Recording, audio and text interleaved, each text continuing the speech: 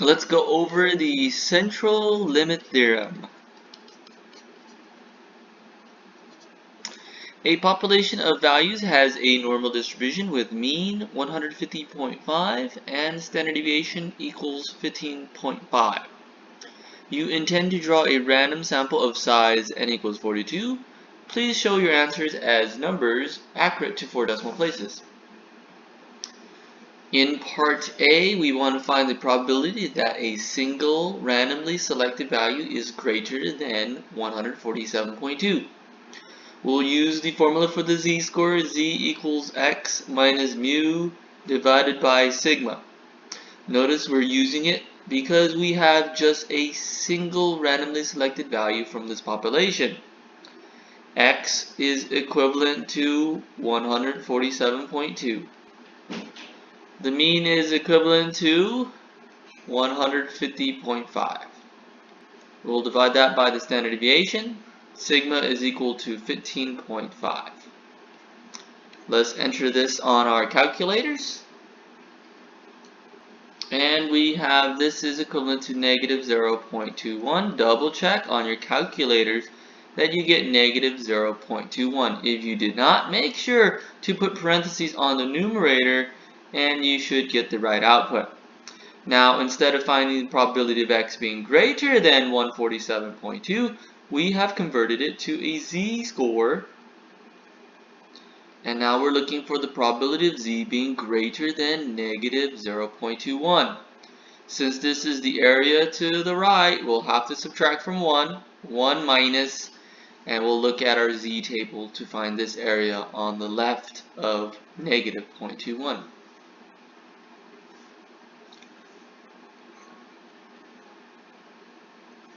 And so we have negative 0.21 gives us an area to the left of 0.4168. 0.4168. So we'll subtract that from 1, 0.4168, and this should give us our solution.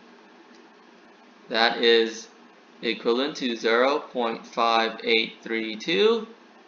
And that is our solution, 0.5832. So we have about 58.32% chance of picking one individual from this population having a value greater than 147.2.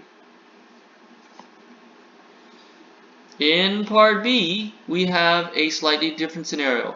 We're looking for the probability that a sample of 42, that's a sample size of 42, has a mean that's greater than 147.2. That's the difference. In part A, we were selecting just one person from that population. Here we're selecting 42 and making sure their average is greater than 147.2. So we'll use the formula z equals x minus mu divided by sigma over the square root of n. Here, the central limit theorem is used because we have a sample size of 42. So make sure you use the formula with n in the denominator.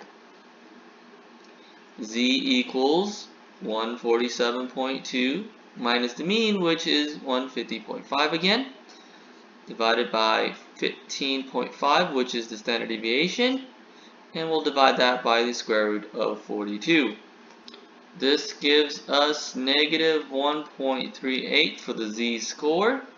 Now, if you didn't get that, make sure to put parentheses on top and on the denominator here, and you should get negative 1.38 as your z-score. So instead of finding the probability that x bar is greater than 147.2, we have converted it to a z. We're looking for the probability of z being greater than negative 1.38. Since this is the area to the right, again, we'll have to subtract from 1 the number we find on the z table. And we have here the area to the left of negative 1.38 is 0.8038. So we'll subtract that from 1. This gives us a probability of 0.9162. Let's double check our work with our statistics calculator.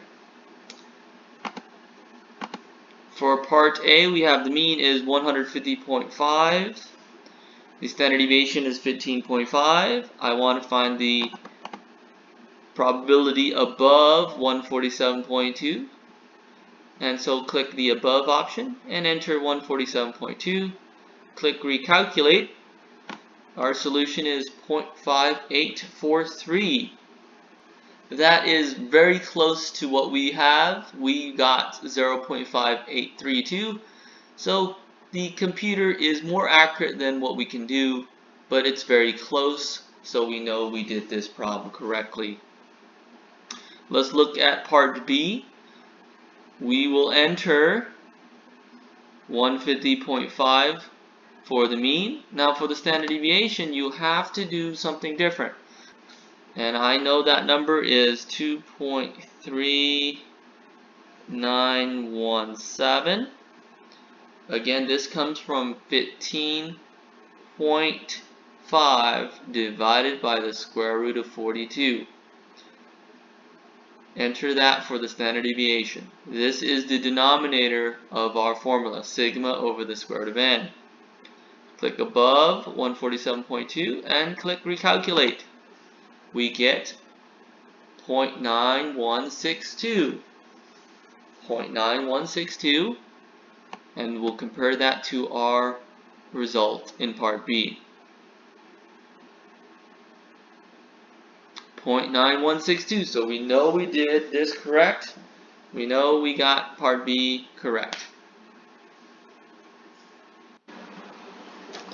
In question 2, a population of values has an unknown distribution, mean 61.8, standard deviation 74.3. You intend to draw a random sample of size n equals 96.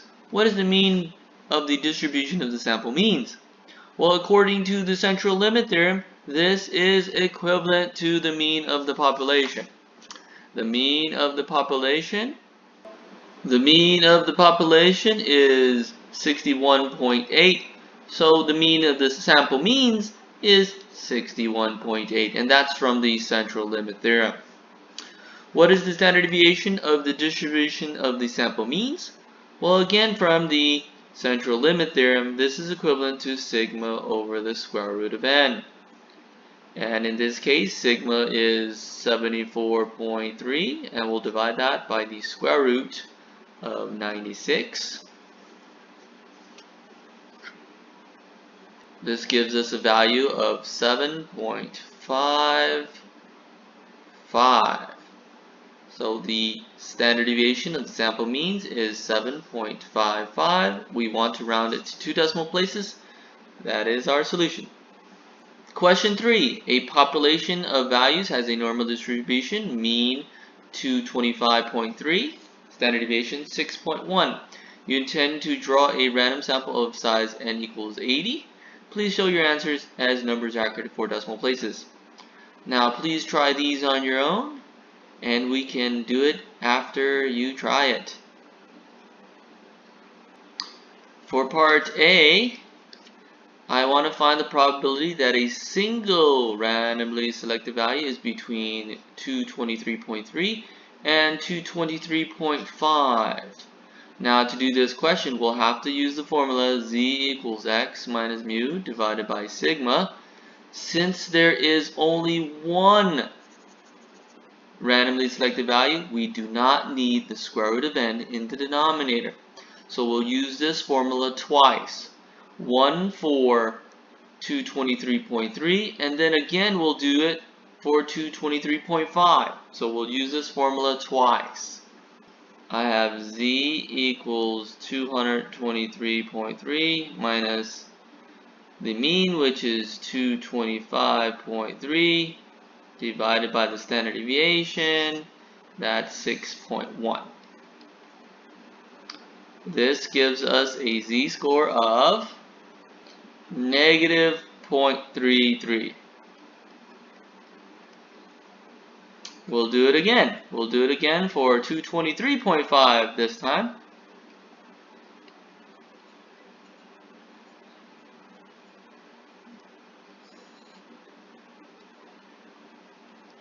And this gives me a z-score of negative 0.30. We're looking now for the probability of z being between negative 0.33 and negative 0.30. Since we're looking for the area between, we'll have to find the area to the left of the bigger one, then subtract the area to the left of the smaller one. So let's look for negative 0.30 first. Negative 0.30 has an area of 0.3821. So we'll take 0.3821 and then we'll subtract the area to the left of negative 0.33. That would be this number, 0.3707. So the area to the left of negative 0.33 is 0.3707. So we'll subtract these two areas to find the area between. And this gives us a value of 0.0114. The area between is 0.0114. For part B, we're going to do the exact same thing, except now we use a different formula, z equals x minus mu divided by sigma over the square root of n. Here we're introducing a sample size of 80. So we'll have to do this question twice since we want to find the area between two values. So let's use the formula twice.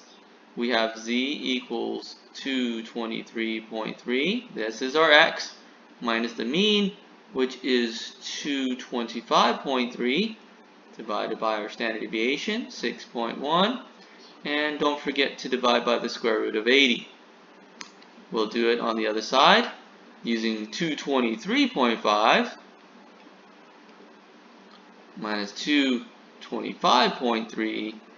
Then we'll divide that by the 6.1 over the square root of 80, just like in the first part. Now let's use our calculators to find these numbers. We have z is equal to negative 2.93 on the left side. And on the right side, we have z is equal to negative 2.64. Now again, we're trying to find the area between these two, so use your z table to find the areas between by subtracting the smaller area from the larger area. Again, we're looking for the probability of z between negative 2.93 and negative 2.64. Negative 2.64 has an area to the left of 0.0041, and we'll subtract that from the area to the left of negative 2.93.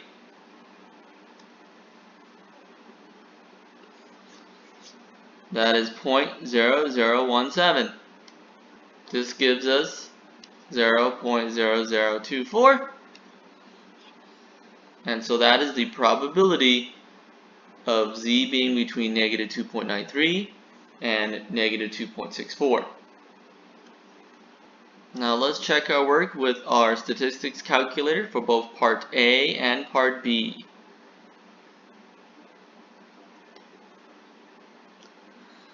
For part A, we have the mean is 225.3. We have the standard deviation is 6.1.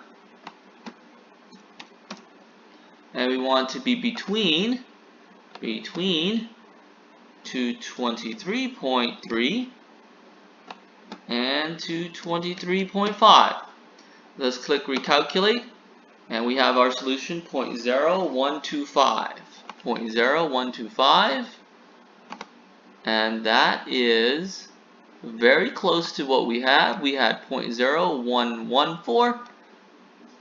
Our calculator said 0.0125. Now let's check our work for part B. We now have to enter a slightly different input. We have the mean is 225.3, and now for the standard deviation, I have to put 6.1 divided by the square root of 80. I have to enter 6.1 divided by the square root of 80 here for the standard deviation. That is equivalent to 0.68200, and this rounds to a 1. Again, that's 0.6820001, and I want to find the area between again. So click between and enter 223.3 and 223.5. Let's click recalculate, and here's our probability, 0.0025. And our solution was 0.0024, so it's very close, so we know we did it right.